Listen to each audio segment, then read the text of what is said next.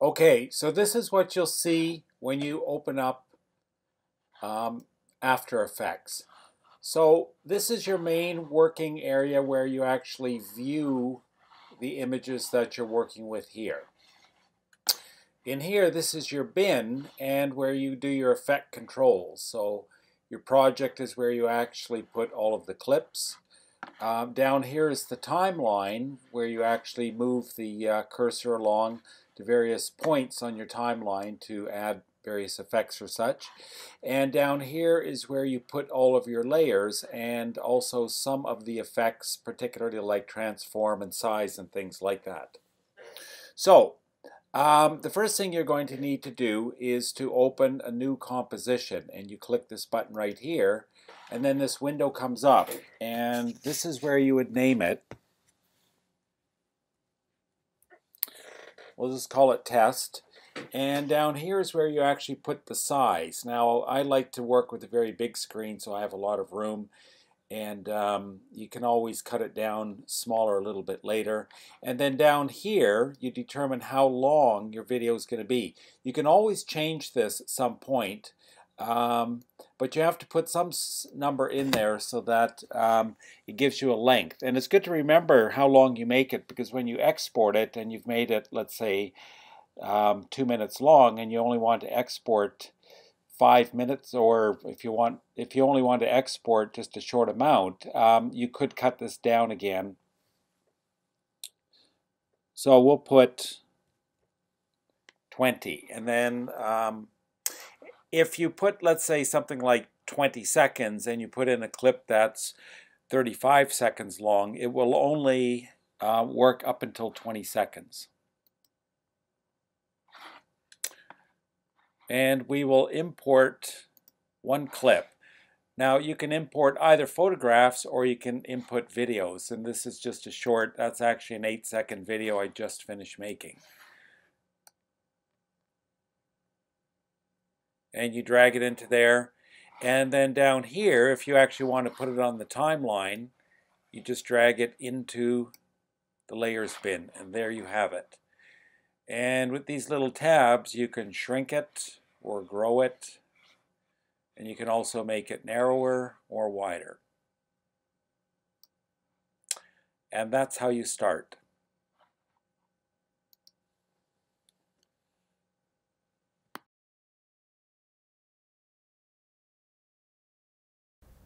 In this next segment, I'm going to show you how to work with 2D animation, taking a drawing as your basic animated figure, and how to move it and how to animate it in After Effects.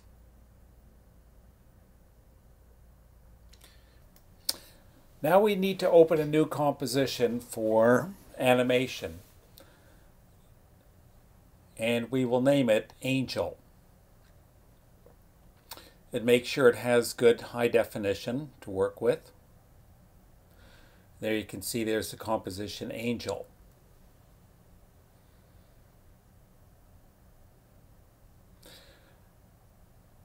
Now we'll import a file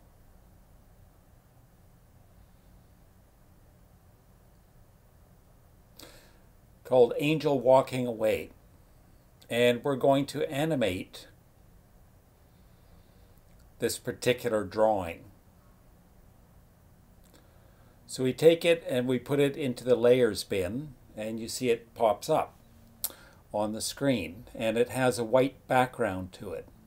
And that white background we need to get rid of because we have to isolate the figure itself to animate. And you can see you can change the scale here a little bit. So we're going to draw an outline around this. I'm just going to show you the technique, but it's not the one we're going to use for this.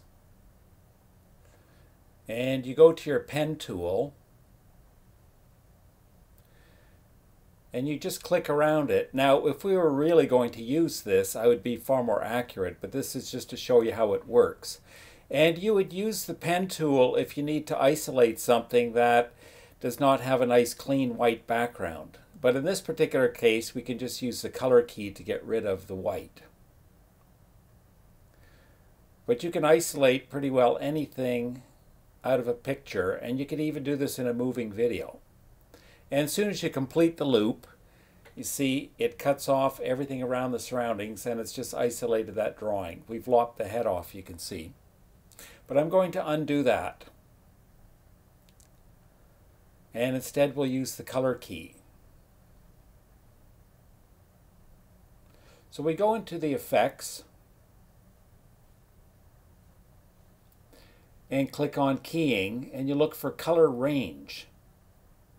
Now you could drag it into the effects bin, or much easier, you can just drag it onto the drawing itself. And then it opens up this panel that has an eyedropper and an image itself. And you click on the top eyedropper, and you take that and you click on the white, what you want to get rid of. But make sure it's a good clean color. And you click on it and you see everything disappears. All the white disappears, so we just have the isolated figure. And of course you can alter the scale of that.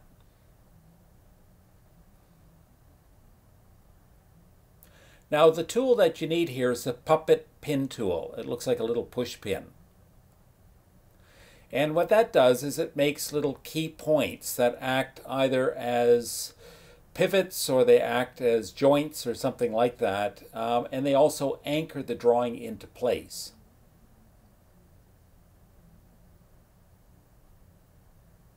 So you just click on it with the pin tool and you see a yellow dot appears. And if you only have one yellow dot and you move that around, it'll move the entire figure because it has nothing to pivot on. But if we make one more yellow dot, that's a key point, and then we click on the other one, you see it'll pivot around that particular point. But we want to anchor the angel figure, so we'll put more of the key points around in strategic places. On the wings, we only need 2. And in this one, we're going to put them in the 2 wings in different spots so you can see it has a slightly different effect.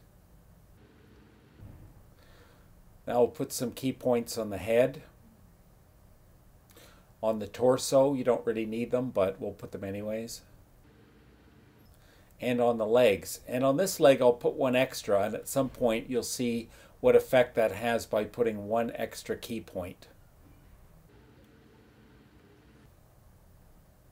Now, you go down to your cursor, and you always want to start your cursor at 0. And you can see there's a few little stripes there, and those indicate key points already put on there. And now you can stretch out the actual timeline, and so you can zoom in actually into individual frames. Okay, there you see the key points.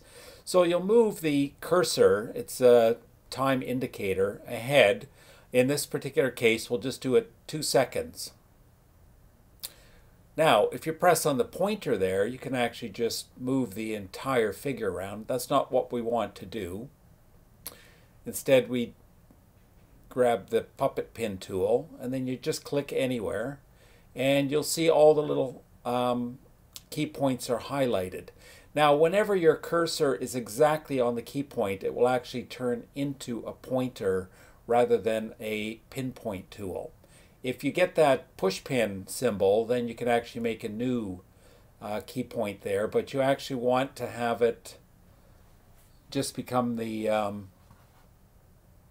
pointer. And once you have that pointer, you can click onto the point and you can move it, and you can see that it pivots around that 1 other key point on the wing.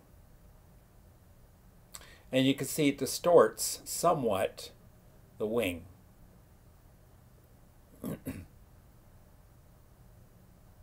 Now, if I put 1 more key point on the bottom of the wing, and then I move that key point on the top, you're going to see it just stretches the wing out because the other key point fixes it in place. So if you want to erase a key point, you just click on it so it turns yellow, and then you hit delete. Now you can see I've made other key points along in the timeline, and it's whenever you do some particular movement, like if you move the cursor ahead and you do any sort of action, it'll create those key points. Or I should say key frames. Those are key frames. Now you can see on the left leg there that because it has that key point a little bit lower down, it'll bend around that.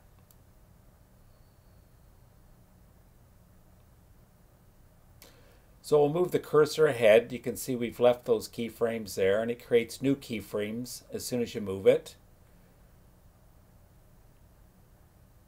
And then you start moving the key points around. And the program will fill in all the movements between those keyframes.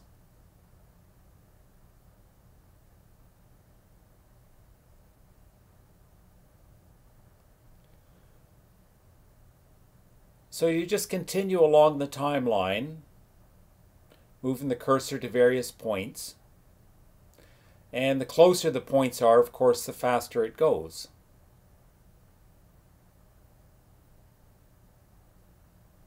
Here I want to distort the hips a little bit, and we're going to make this figure dance somewhat.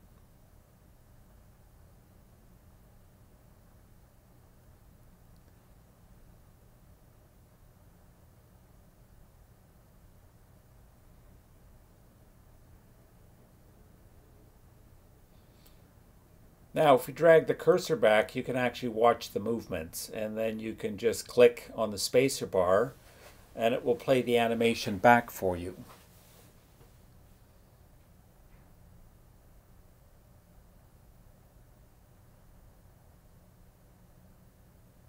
And as soon as you stop the cursor, those keyframes appear.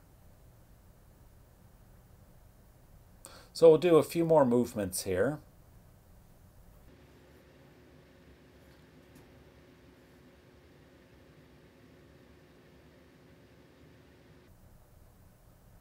And you'll see at times parts of the drawing will overlap the other, and that's as a result of isolating the entire figure. Now, we could move one of the legs up slightly, sort of compress it, just to create the image of the figure walking forward. So you could distort these figures in a number of different ways by dragging the key points around.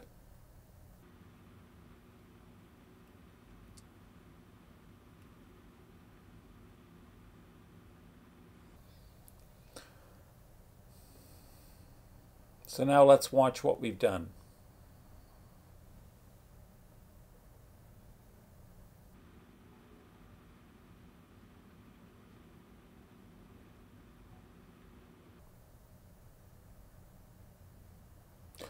What we'll do next is actually move the figure across the plane. And so you close the puppet tool, and then you open transform, and you move the cursor back to 0. You get your pointer tool,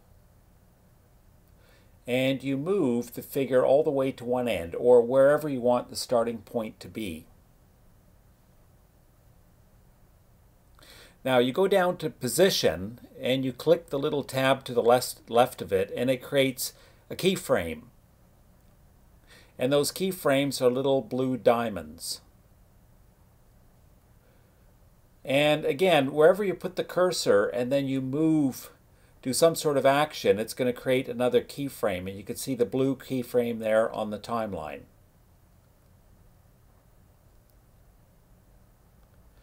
And so for this stretch, we're going to have it move a lot more.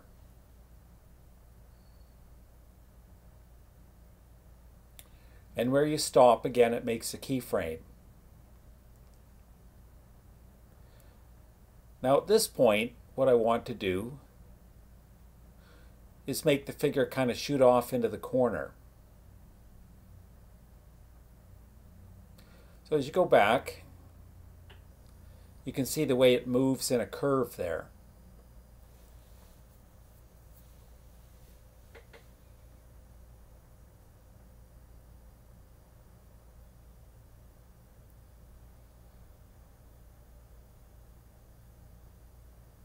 But it's important to make those keyframes along the timeline as you go, Otherwise, it'll make just a straight line. Now what I'd like to do is actually to change the scale of the figure as it moves along that pathway. So you click on the scale at the beginning, and it sets that size to be this one particular size, and you hit the keyframe little tag there again, and it makes another keyframe. So between those two keyframes, it'll stay the same size.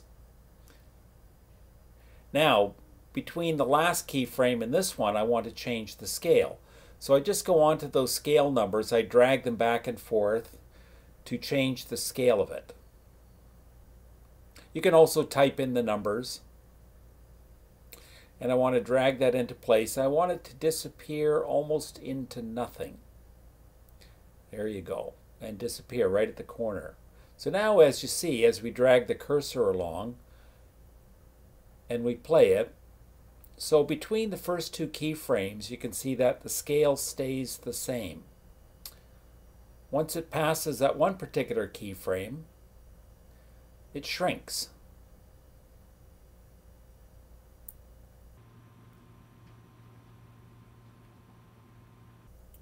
Now you can go onto the timeline and actually move those keyframes around if you don't like the exact timing of things. So you can actually take that one particular point and alter where it sits on the timeline.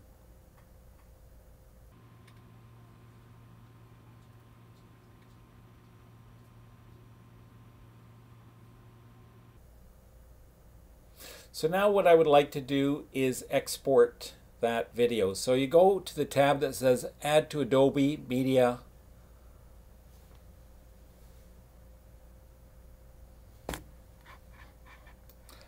Add to Adobe Media Encoder. And now it has to open it up. So if you're actually going to export a number of things, keep that open. And it takes a while, but at some point this frame will open up, and the video that you want to export is listed up there in blue, and you click on the third line there, and you can actually indicate where to export this to.